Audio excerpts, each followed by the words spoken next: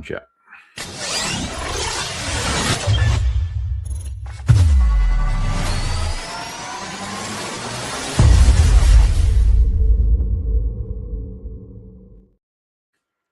Hello, and welcome to the gong intro.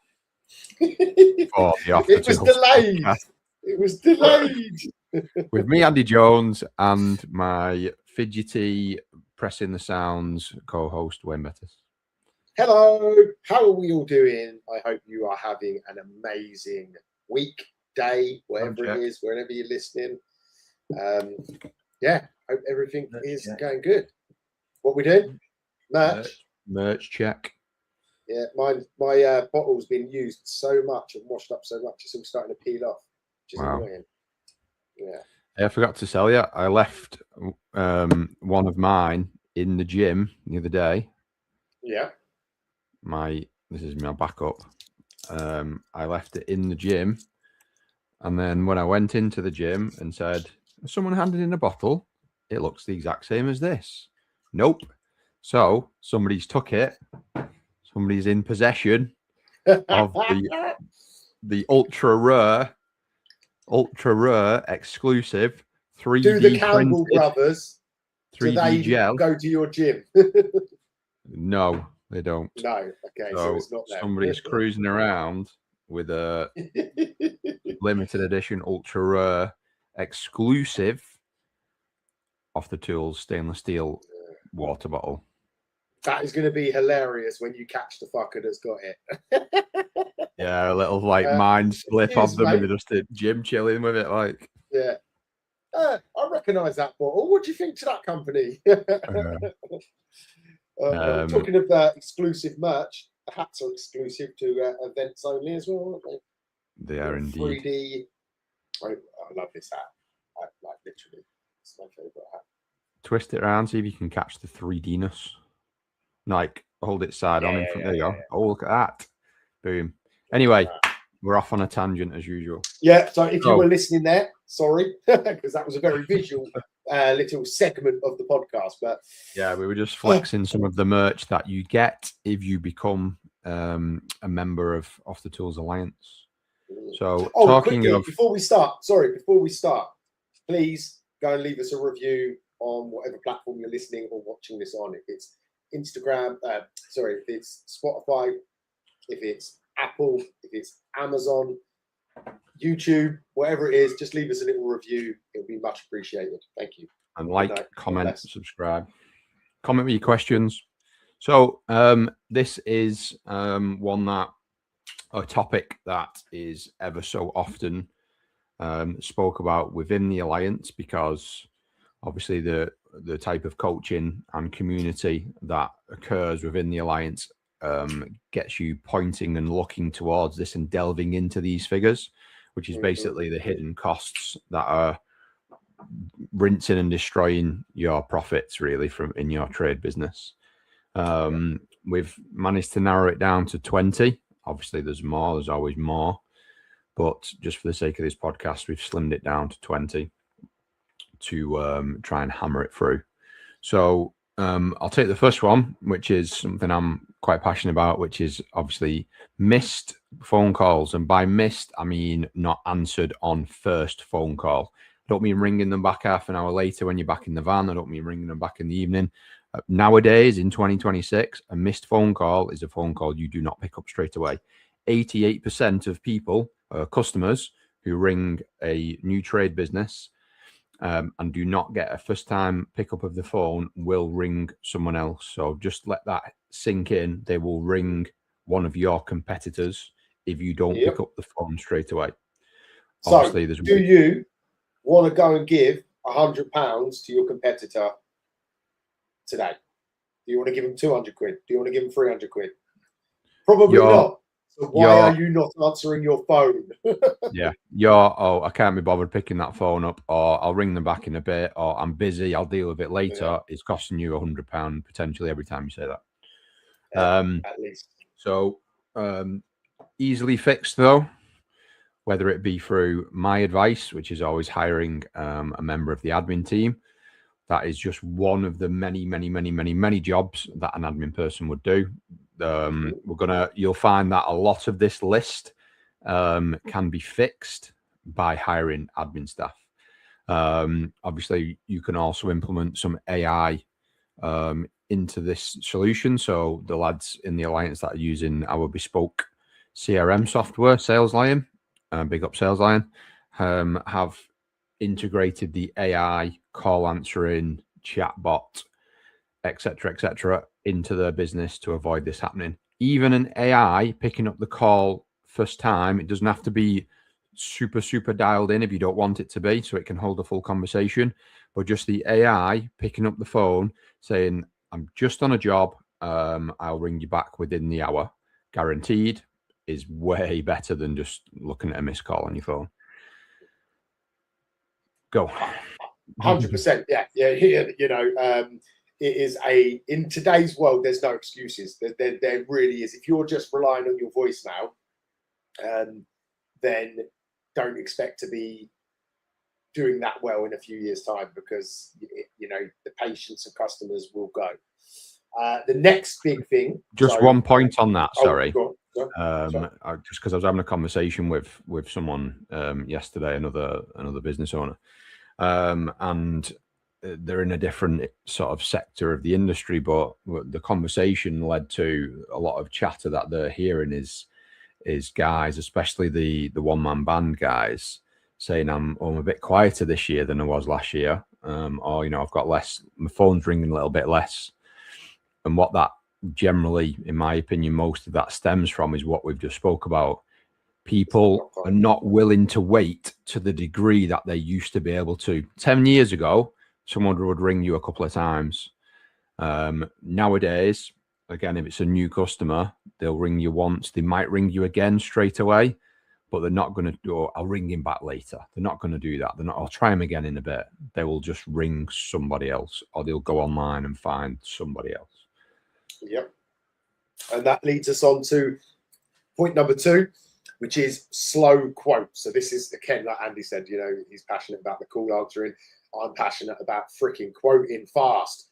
I know from experience, from 20 odd years in the industry, what was acceptable isn't acceptable now. So back in the day when I first started, it would be very normal to make customers wait a week, maybe even 2 weeks to get a quote and then make a decision. If you're not getting quotes out the same day, then you're seriously getting left behind. And if that seems a long way away, then you've basically got to look at the systems and the processes in your business. We created Quote Lion, so shout out to quotelion.co.uk, which is a tool to help tradespeople produce quotes in minutes, 30 seconds, 30 to 60 seconds. You can create a world-class looking interactive quote with optional extras, discounts, prompts, you know, all of the fancy dancy modern stuff. So there is really no excuses to why you should be getting a quote, why a quote can't go out very quickly. Caveat, obviously, if there's technical demands, right? So I understand if you're doing a heat pump and there has to be calculations, okay? I get that, right? If you're doing aircon and it takes multiple different scenarios and calculations to get to that point, I understand that there will be a delay, but that's not an excuse to make quoting slow. That again points at poor organization. So if you know that these are, if there's complications in your quoting process because of technicality, so like if you're a builder and you've got to work out the steel calculations, and I understand, you know, there's only so much you can do, but what you can do is make a commitment to yourself that you allow the time to make sure that you get that information as quickly and as efficiently as possible. And then once you have that information, that you produce the quote in a very timely manner.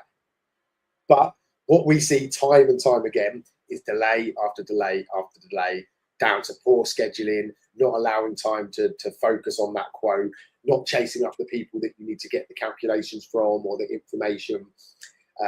Ultimately, it's all just excuses. It's your business. You're the one quoting.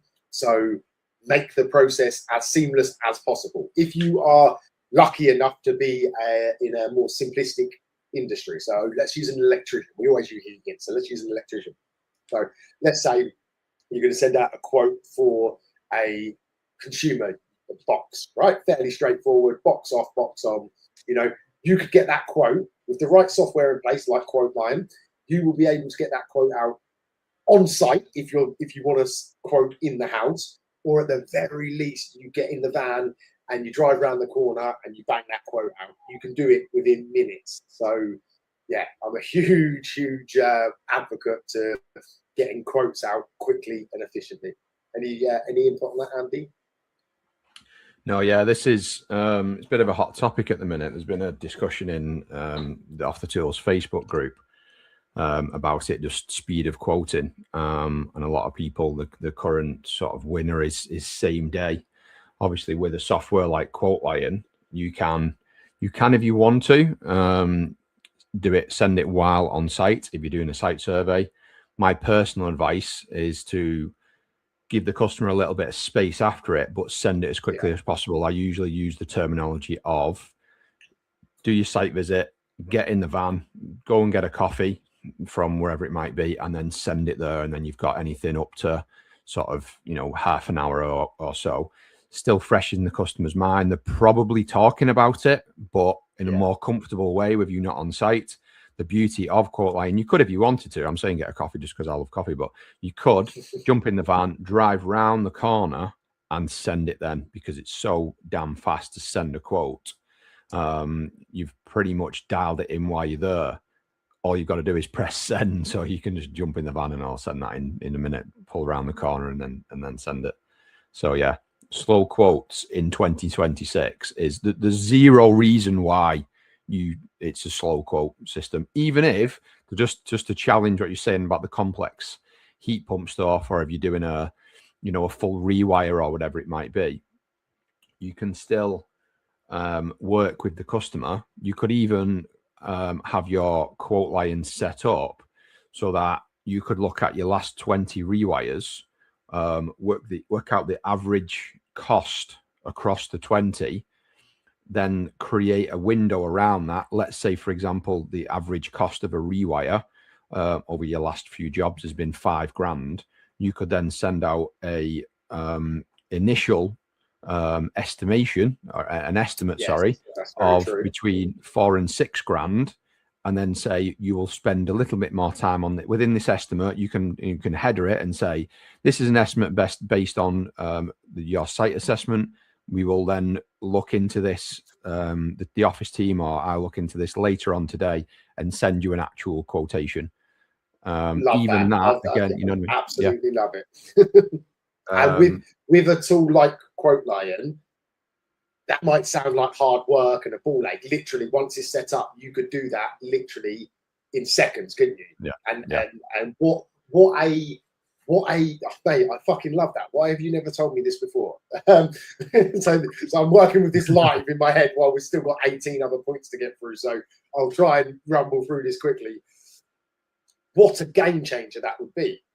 How different you would be to a customer. So not only have you turned up on time, your booking reminders, all of the shit that we preach about all of the time here, on top of that, within 5 minutes of leaving that customer's house, you've sent them an estimate with the promise of a full detailed quotation to follow. You're just setting yourself levels and levels apart. And if you word that estimate right correctly, you could have in QuoteLion, there's a decline button. You could have a nice statement at the bottom that says, if this estimate doesn't fit your current budget, simply click the decline button, and we won't follow up with you any longer or whatever. So then you're not wasting your time. Yeah, mate, add that to our program for our new 12-week program that's coming soon for Off the Tools Alliance. Get that written down, because that is a bloody huge thing to do. Right, it's a shame in me had that, to be fair. Yeah, that was really, off the really dome. good. Right, if I was a rapper, it came straight off the dome. Callbacks. So go on, you lead the way with that one, son. Is generally, so I'll give you my take on this. Callbacks, you shouldn't really be getting any callbacks if it's you on your own, because it's your business. If you have staff and they are getting callbacks, then there's a problem somewhere that generally comes back to you as the business owner, depending on the size of your business. Obviously, if you have a bigger business with perhaps like a senior engineer, then they will probably deal with the training side of things. But if it's perhaps just you and one or two other guys and you deal with that sort of stuff, then to me, it's on you.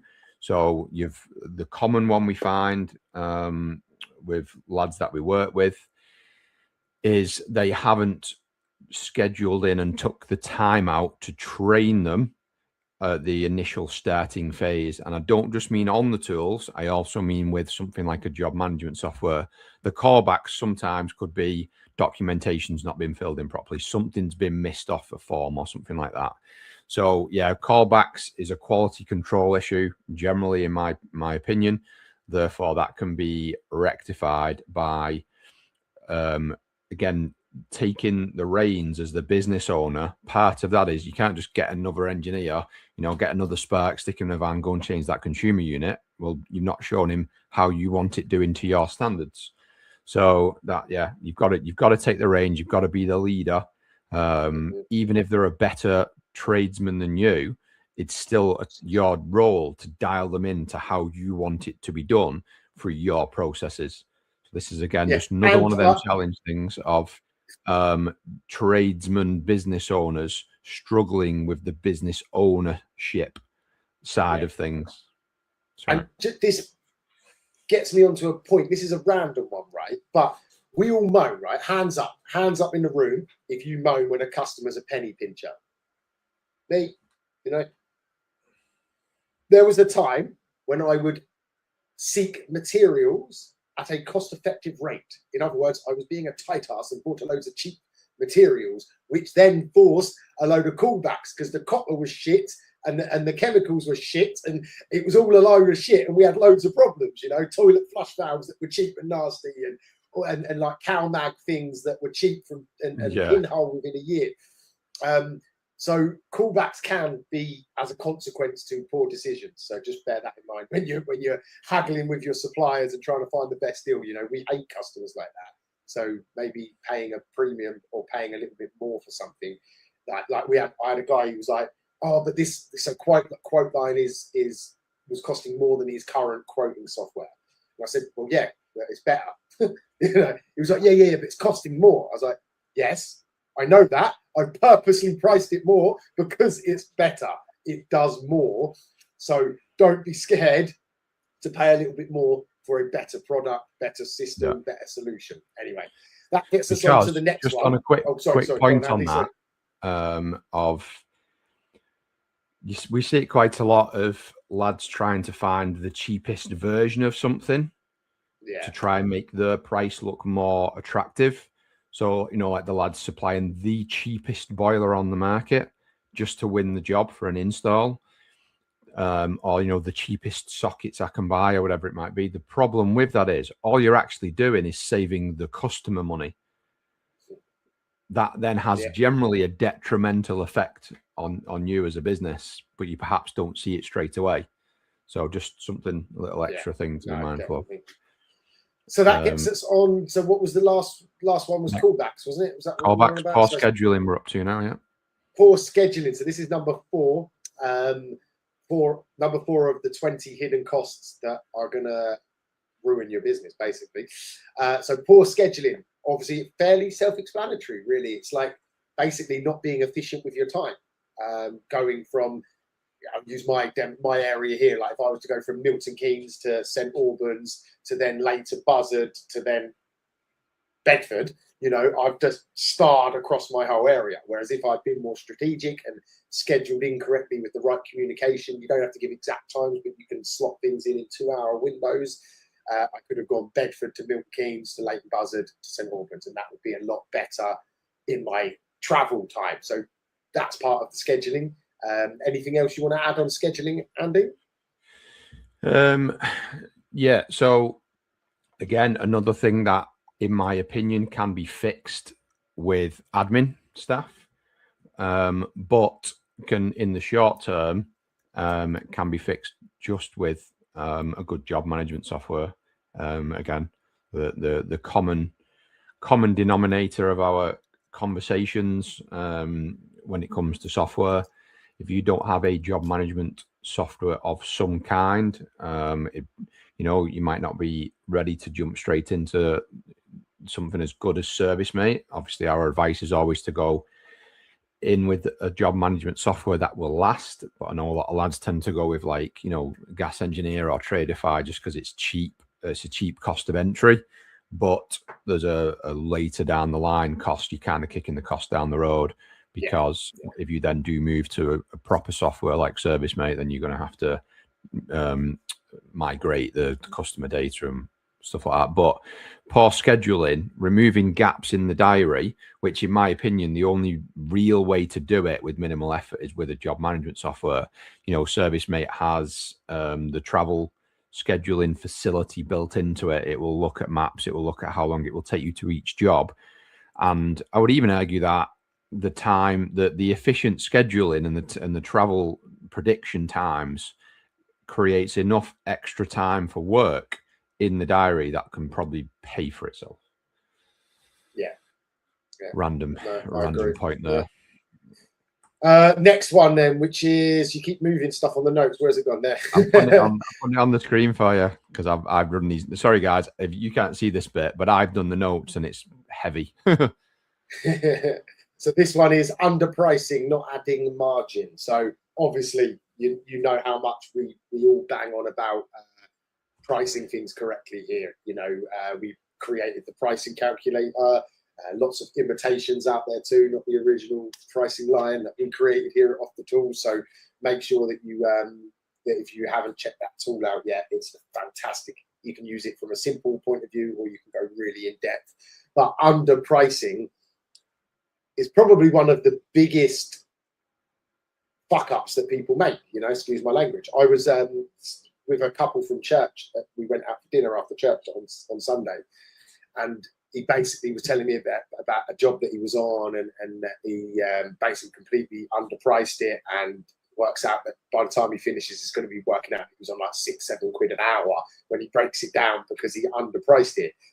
Sometimes that is underpricing because you don't understand the costs in your business. Sometimes you can underprice things because you underestimate the time, and sometimes shit happens, sometimes jobs go wrong and it messes up. And come on, we're human, we understand that, but you need to put things in place to limit how often you get caught with your trousers down. Isn't that right, Andy?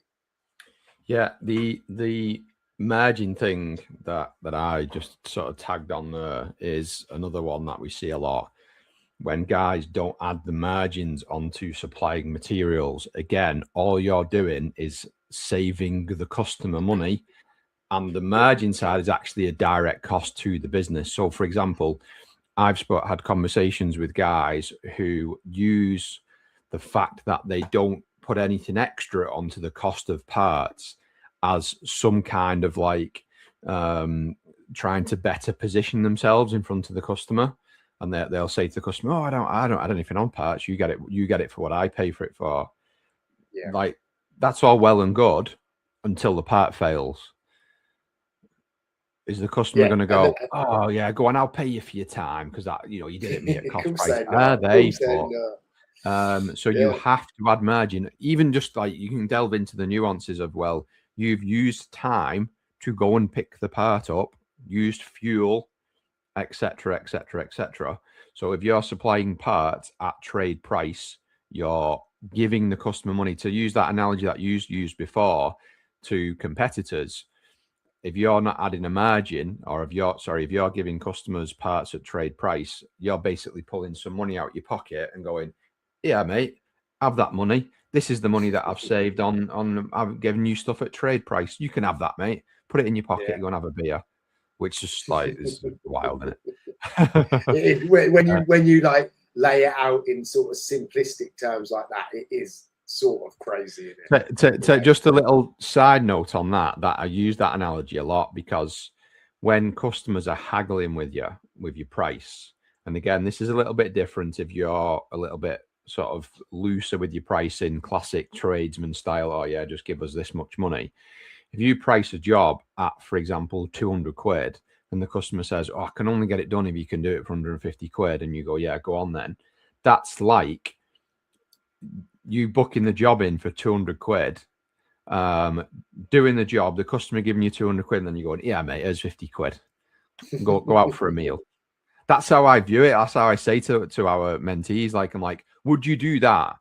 Like, you wouldn't do that, but you've done it in a different way, haven't you? Like, and it's a mindset that's indirectly, people struggle to see. But anyway,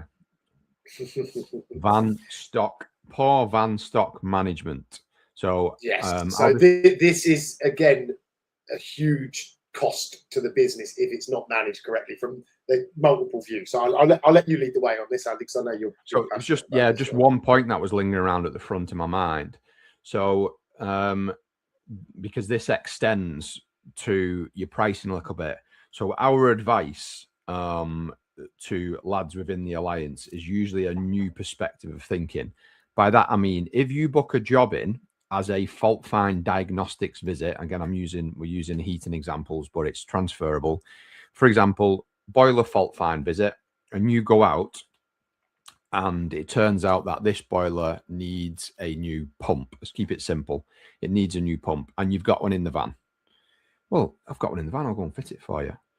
So if you've priced this fault find, let's keep the numbers simple. You've priced the fault find at £100. You fit the pump, charge him the price for the pump, another 100 quid, whatever it is, and then you walk away. You'd scheduled that in for an hour for the fault find. You've then drained the system, fitted a new pump, yada, yada, yada. Probably used another hour to do it and use your stock off the van, which you will have to replace at some point using your own time. Okay, some people say, "Oh, yeah, well, I'll just get it when I'm in the merchant anyway," but you've still had to, log it and replace it. You're actually costing the business money by doing it that way.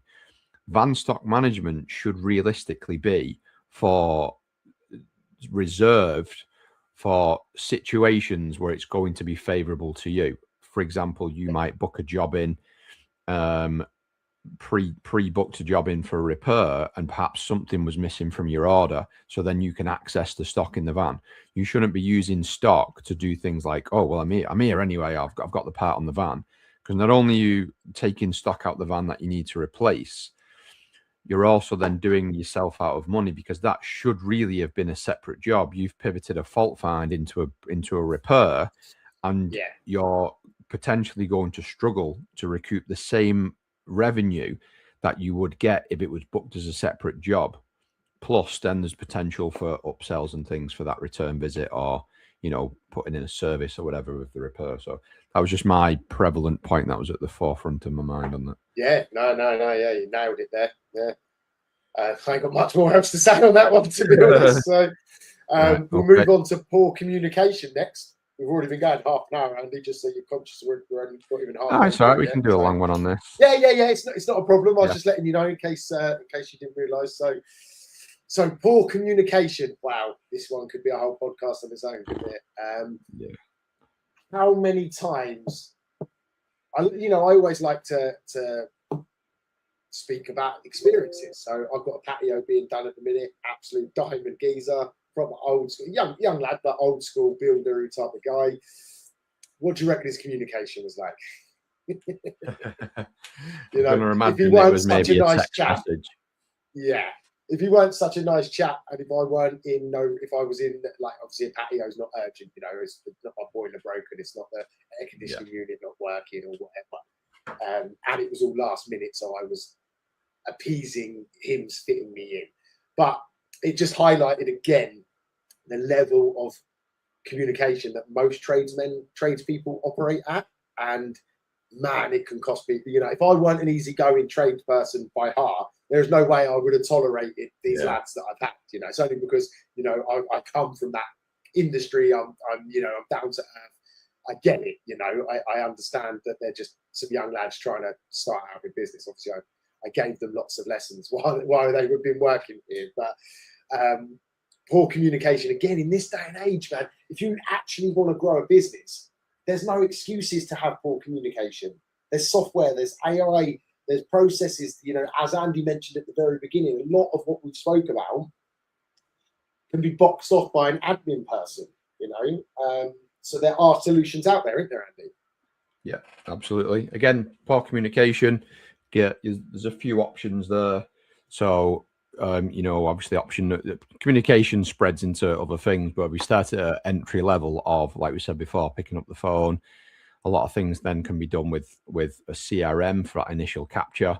Communication, I would say the most prevalent point usually comes from confirmation of that a job is booked in and going ahead, as well as when the tradesman is going to turn up, which is job management software territory.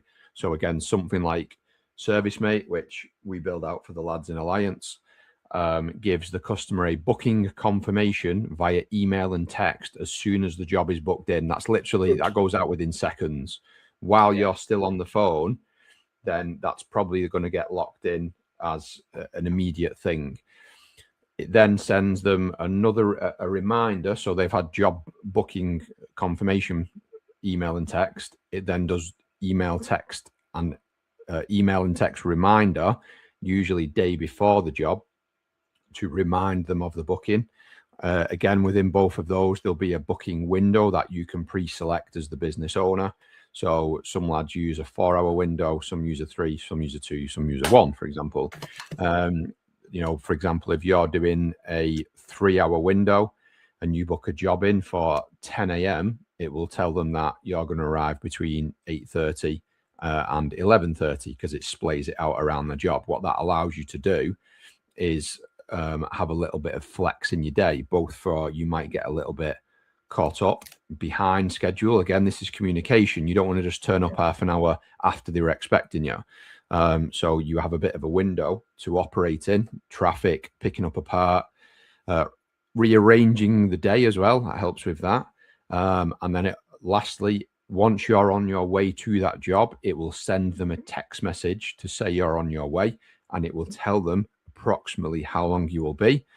And then a little bit of a cherry on the top, if you will, is it will give them a tracking link. So anyone who's ever ordered an Uber or a Just Eat, they can see it's on the way. It's basically the same system running in the background. And the customer, if they want to, imagine, I'll give you a little bit of a scenario. Let's say your customer is someone working from home on a computer like we are now. They might be, dealing with potential Zoom calls and things like that. They could have a tab open on the computer following you, knowing exactly when they've got to come out of their office and go and open the door. Like, if that's not mega communication, I don't know what it is. The admin side of things, I don't think needs any introduction. So, if you've got admin staff working, even just during normal hours, as we said before, they're going to pick the phone up straight away and just really give the customer that communication. Sometimes customers just like someone picking up the phone straight away and being able to explain the situation to them. But most of good reviews come from communication, job management and or admin. So I agree. Again, so important, and no real excuse not to do it. Another huge one that absolutely drains businesses, because sales is the lifeblood of any business. And if you're not upselling, so that's the point, no upselling. If you're not upselling in your business, then are you really a business? McDonald's, you go and order a burger. Do you want fries with that? Do you want a Coke with that? All of these extras. Every business, we're here to make money. As long as you're doing it ethically, you know what I mean? If you're doing it honestly, all right? Fucking hell. Honestly. Yeah. Whatever word it is, if you're trustworthy and you're doing it with the right heart, then upselling is actually doing the right thing by the customer. If you notice that the customer doesn't have smoke alarms or a carbon monoxide alarm, right?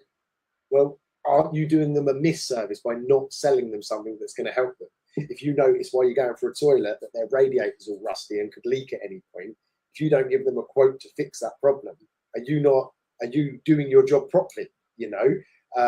If you're not selling a power flush or a cleanse of the system when you're putting a new boiler in because you're worried about the customer not being able to afford it, yeah, I get they might not be able to afford it, but you've got to be selling it.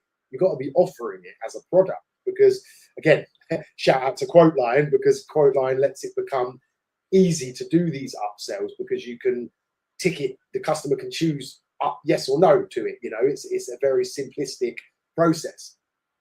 But upselling in any capacity, as long as you're doing it from the right heart, is seriously a no-brainer. If you're an electrician, to be fair, I think electricians are actually very good. I just don't know if they frame it as upselling. They're very good at pinpointing some problems on a system and giving you a price to fix it, aren't they? You know, if you've ever had electrician round, you know, they normally always tell you, oh, well, on that circuit's not right, or, you know, this socket was throwing up a fault. And, you know, they're very good at it. It seems to be plumbing and heating as a rule that aren't very good at upselling, and builders, and that is you know, it seems to be something that gets seen as like salesy, when in reality it's a service.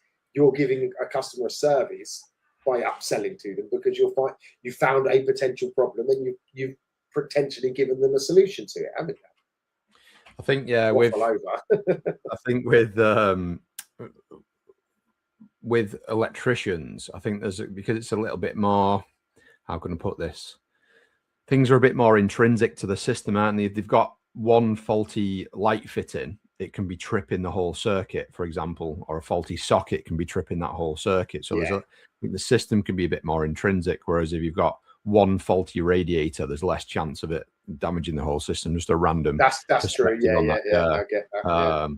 But yeah, the good thing about that with Sparks as well is, and we have a custom quoting system with Quote Lion for electricians, where you can send this to the customer, and if it's, let's say you're sending them a quote for a new consumer unit, within that quote there is the option then for them to add new sockets on, as well as like, and you can do this to however you see fit. So my best mate's a Spark, and he would offer a set number of things. So he'll generally offer, if my memory serves me right, you know, plain white sockets, brushed chrome, or the dark nickel type popular finish.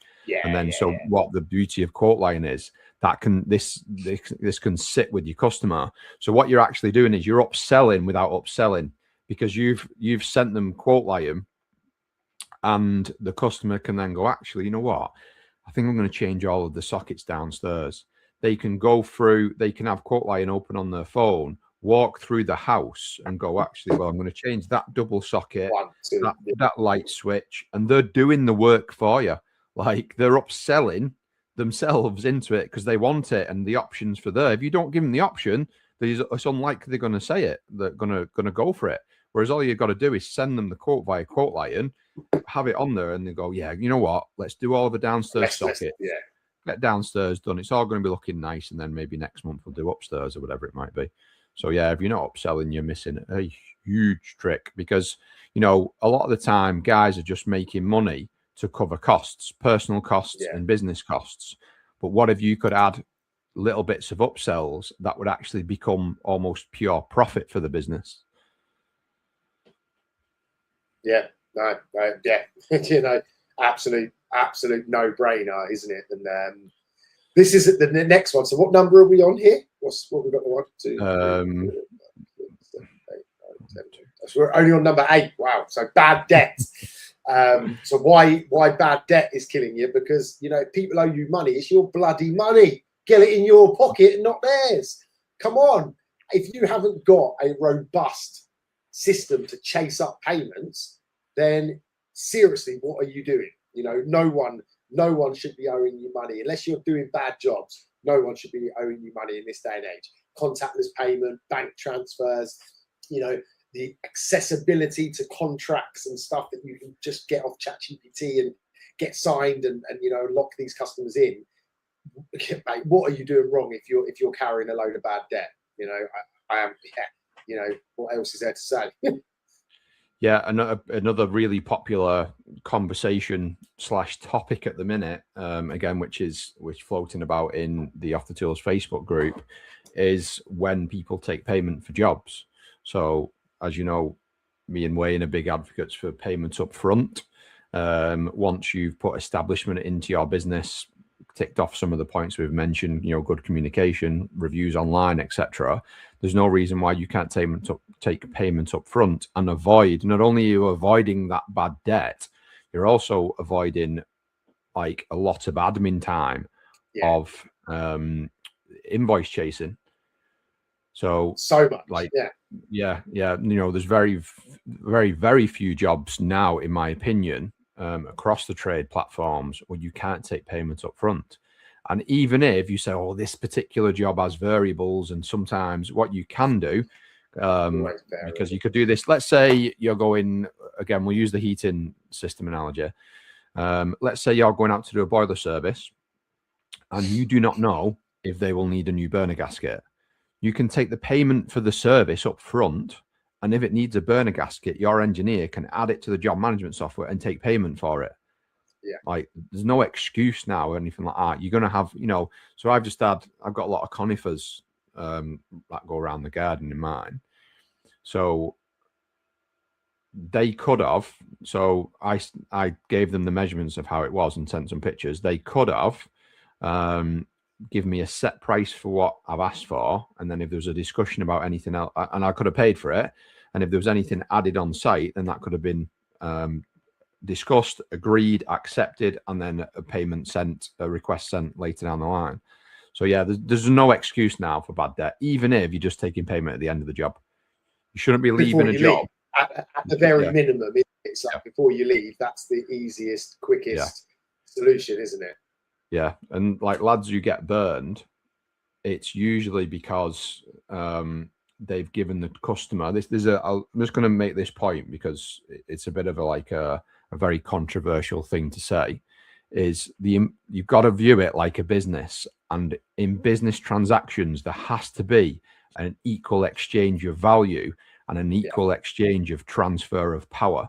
Now, if you do not take, let's say you're doing a consumer unit change and you don't take payments up front, or even worse, you don't take payment before you've left the job, you've now left the customer not only with all of the power, but they've also had the work completed, and now it's on you to get it chased. Like, that just boggles my mind that you're leaving the customer with all of the control. They've now got control of when they pay you. Like, it should be that direct exchange of value. Even if you don't take payments up front, you go, you fit the unit, test it, it's fine, you sign it off, tap your card to pay, done. You should never leave site without taking payments. Never. No, I agree. Because, sometimes it can be the most random thing of, let's say you're a more established business that charges a little bit more because you've got good communication software, etc. You do a job, and we had this, didn't we, in the Alliance not long ago? Someone had charged, let's say, 400 quid to change a couple of radiators while they were on site. Yes, remember, and then the customer said, I'm happy with that, and then he left. He didn't take payment. He held his hands up with that. But what had happened is, while they were the next day, the customer had some other work done, I think by a handyman, and he said, I'd have done that for 200 quid. You've been ripped off there. So then she was fighting the payment then. Okay, there's a communication. And this was an experienced guy as well, wasn't it? It shows that anyone can fall foul if you don't put things in place. Yeah. Oop, delay there on our prompting system. Apologies, guys. Yeah. So what I'm going to do is this is number 10, right? So I'm going to make this. We're going to do two parts. This is going to be part 1 of 20. Good shout. And we'll finish on the owner bottleneck, and then we'll get part 2 recorded after, just to break it up. I think we could quite easily do another 30, 40 minutes on the next 10. So let's finish this though. So this is number 10, the owner bottleneck. For me, that means that basically the stuff that has to come through me, what is it that's coming through me that I'm not doing because I'm busy, I'm over here, I'm over there, I'm doing this, I've got everything going on in my head. That ultimately is costing and destroying your business, isn't it? Yep, absolutely. And this is, one of the biggest issues with trades business owners. And we still get it with a lot of lads in the alliance. It's this desire that, you know, oh, actually I have to do that. Actually, I have to do that. It's obviously way more common with the new lads.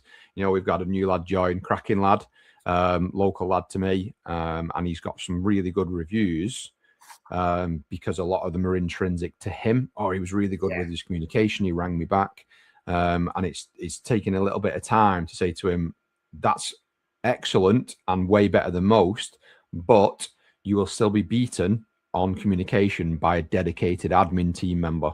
So don't feel like you can't let it go. You've done a better job than 99% of lads, but it can still be improved on. So don't feel like there's a bottleneck. You know, we know lads with big established companies who are still the go-to, best fault finder in the business or whatever it might be.